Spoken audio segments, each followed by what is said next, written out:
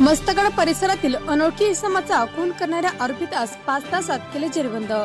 जालना स्थानिक गुन्हे शाखेची कार्यवाही। दिनांक 10 जुलै रोजी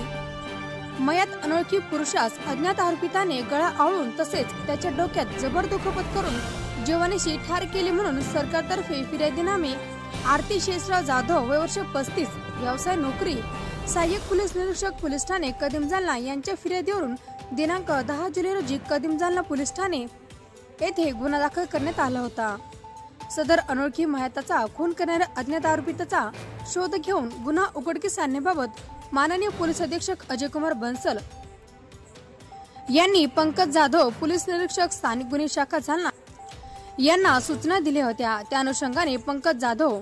पोलीस निरीक्षक स्थानिक गुन्हे शाखा जालना यांनी सदर गुन्हा उघडकीस आणण्याकामी पथक तयार केल्याने मारेकरांचा शोध घेत असताना तांत्रिक विश्लेषण व सीसीटीव्ही फुटेजच्या आधारे अज्ञात आरोपी नामे शक्तिमान उर्फ शक्ती अंकुश भोसले व्यवसाय भीक मागणे वय वर्ष 19 यास बस स्थानक परिसरात जालना येथून ताब्यात घेऊन त्याकडे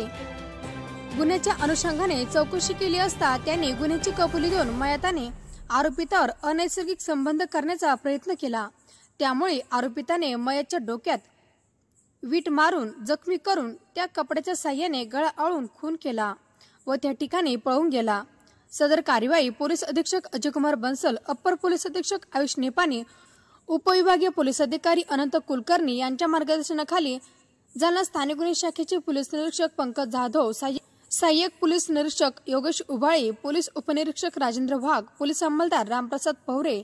सॅम्युअल कांबळे, प्रभाकर वाघ, रमेश राठोड, कैलास खाडे, सागर बाविस्कर व इत्यादींनी केली आहे।